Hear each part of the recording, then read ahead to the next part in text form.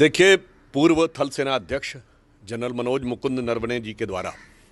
जो पेंगुइन द्वारा किए गए कल के ट्वीट को एंडोर्स करना, अब यह स्पष्ट हो गया है कि राहुल गांधी जी ने जिस कपोल कल्पित कथा या मनोहर कहानी को सुनाने का प्रयास सदन के पटल पर किया था, वो उनकी उस तथाकथित प्रकाशित बुक के प्रकाशक और लेखक दोनों के द्वारा स्पष्ट रूप से ध्वस्त हो गया है। क्योंकि पेंगुइन ने भी ये कहा है कि न ऐसी कोई पुस्तक अभी प्रकाशित हुई है और इस प्रकार का कोई भी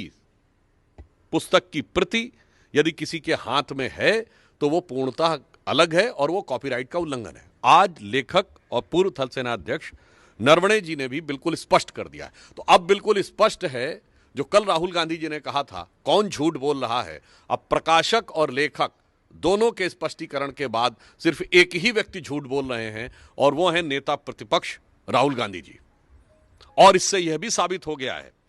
कि देश की संसद के इस पटल का प्रयोग अपनी क्षुद्र राजनीति के लिए तो कर ही रहे हैं, राष्ट्रीय सुरक्षा के बारे में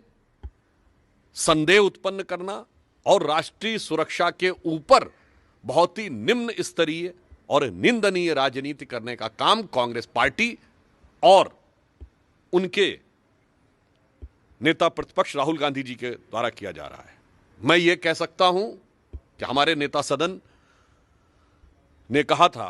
कि राहुल गांधी जी अबोध बालक की तरह व्यवहार कर रहे हैं, मगर मुझे लग रहा है कि अब वो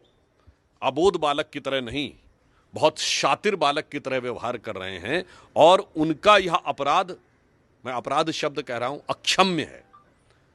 अब स्पष्ट रूप से उन्हें देश से क्षमा मांगनी चाहिए, क्योंकि प्रकाशक और लेखक दोनों ने स्थिति साफ कर दी है।